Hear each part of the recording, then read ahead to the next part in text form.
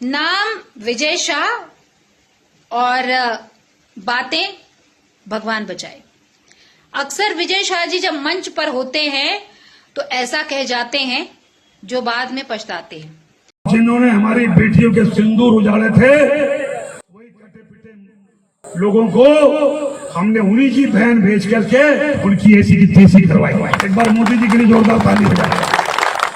उन्होंने कपड़े उतार के हमारे हिंदुओं को मारा और मोदी जी ने उनकी बहन को उनकी ऐसी की तैसी करने हमारे जहाज से उनके घर ले गए। सोशल मीडिया ने हमारे बयान को, और वो बयान भी क्यों हुआ, कैसे हुआ, मैं आपको बतलाना चाहता हूँ। कोई बात अगर निकल गई तो मैं उसके लिए 10 बार माफी मांगने को तैयार हूँ। वो बहन हमारी सगी बहन से ज्यादा सम्मानित है, मैं उसको सल्यूट करता हूँ, मिलिट्री को और सोफिया बहन को। हम कभी सपने में नहीं सोच सकते कि उसके दिल में इस तरह से भी कोई बात आए। अपने ही बयान पर कहते हैं कि इसको तोड़ मरोड़ कर पेश किया गया। पूरा देश आतंकवादियों के खिलाफ लड़ रहा था। भारत की सेना आतंकवादियों के खिलाफ पुरजोर तरीके से प्रयास कर रही थी उनको उनकी औकात दिखाने की।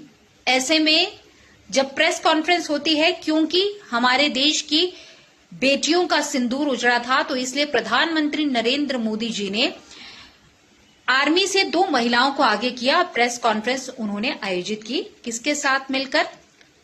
हमारे जो विदेश सचिव हैं उनके साथ मिलकर।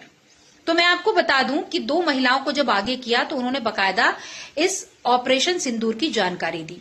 लेकिन विजय शाह जी जो हैं वो मंच पर खड़े हुए और उन्होंने कुछ आपत्तिजनक ऐसा बोला जो शायद कुरैशी मैडम के लिए अच्छा नहीं था, कहीं ना कहीं महिलाओं के लिए भी नहीं था। कहीं ना कहीं उन्होंने धर्म को भी लाया और कहीं ना कहीं उन्होंने आर्मी की उस महिला पर भी सवाल उठाए।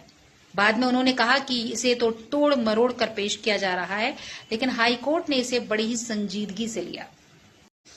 तो हाईकोर्ट ने मध्य प्रदेश सरकार को कह दिया कि भैया 14 मई को एफआईआर दर्ज हो जानी चाहिए, नहीं तो 15 मई को अवमानना नोटिस जारी किया जाएगा।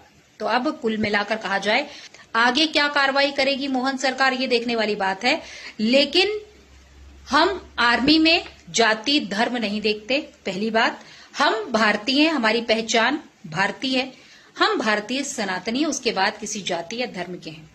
और दूसरी बात यह है कि अगर आप एक रेपुटेड पद पर बैठे हुए हैं और आप एक पार्टी को बिलोंग कर रहे हैं, तो आपको अपनी बातों को तौल कर बोलना चाहिए, अपनी भाषा पर मर्यादा रखनी चाहिए।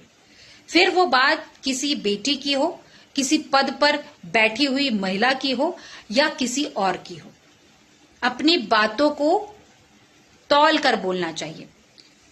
और मध्य प्रदेश में कहा जाता है कि जब भी कोई इस प्रकार की बातचीत करता है तो डॉक्टर मोहन यादव जी बिना देर किए हुए उसके ऊपर कार्रवाई करने में पीछे नहीं हटते हैं, और ऐसा ही होना चाहिए। वैसे आप क्या कहते हैं? कमेंट जरूर कीजिएगा। विजय शाह जी को पद से हटाया गया है, क्या उनको इस प्रकार की बयानबाजी करनी थी जैसे उन्होंने की? इस पर आपका क्या कहना है? कमेंट जरूर कीजिएगा।